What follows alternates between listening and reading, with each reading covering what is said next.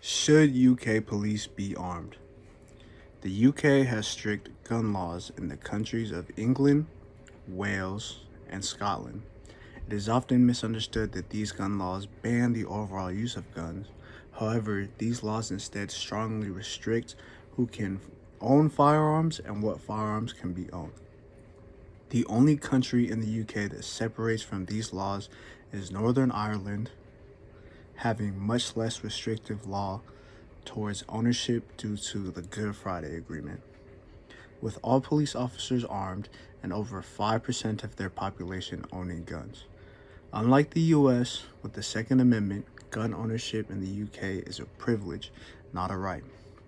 Firearm control in the UK is among the toughest around the world, with strict step-by-step procedures like certifications, interviews, criminal record checks, friend references, meeting with general practitioners, and even certificates for specific types of guns.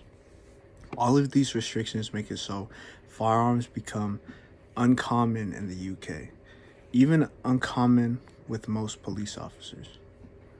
UK firearm response units like the Specialist Firearm Command, Trojan, and SC and 019 exist in order to combat any dangerous gun violence situations. However, these units may not be enough to protect the citizens and the common police force from the dangers of criminals.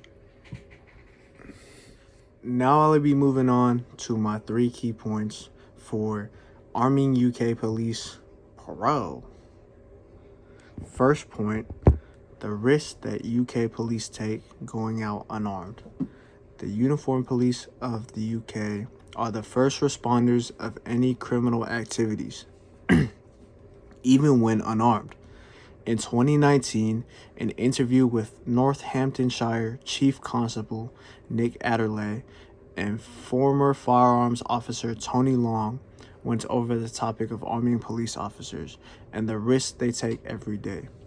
Chief Constable Adderley states that when you start to see the level of violence and risk our officers are taking every day, we respond to different crime types and we adapt to deal with different crime types. We are not adapting to deal with threat and risk of police officers. Adderley then admits that he lost count of how many times he had to knock on family doors to tell them that their loved one is in the hospital, had been injured, or has been killed. Tony Long explains that he believes a body of people asked to protect others as citizens without giving them the correct equipment to do so is dangerous. Tasers are a step in the right direction, but are only intended for apprehension, which Long states if somebody is running at a UK armed response officer who will be armed with a taser and a pistol, running at him with a machete, he isn't going to go for the taser. He's going to go for his pistol.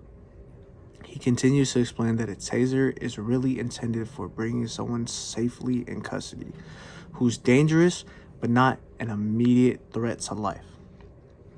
My second point, why Northern Ireland chose to arm police. Northern Ireland runs their laws under the Good Friday Agreement, also known as the Belfast Agreement.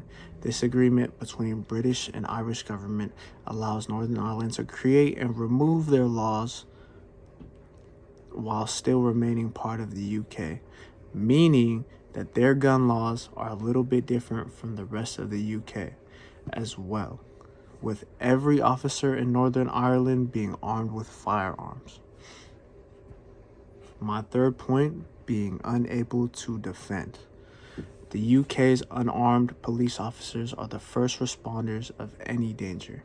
However, going unarmed means that they must risk themselves with no means of self-defense.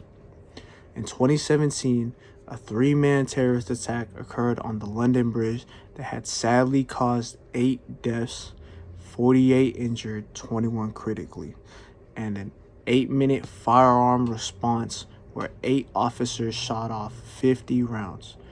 The 3 men had begun the attack by driving a white van into civilians along the London Bridge, then jumping out of the vehicle, proceeding to attack civilians with long blades. Out of the 8 victims who lost their lives, 7 were stabbed to death. The London uniformed officers had done their best to protect and evacuate civilians until the firearm officers arrived. However, they could only do so much while being unarmed, with a British transport officer in attempts to help being severely injured from stab wounds. In Wolverhampton, March 8, 2017, a 36-year-old man stabbed his 33-year-old sister and 59-year-old mother.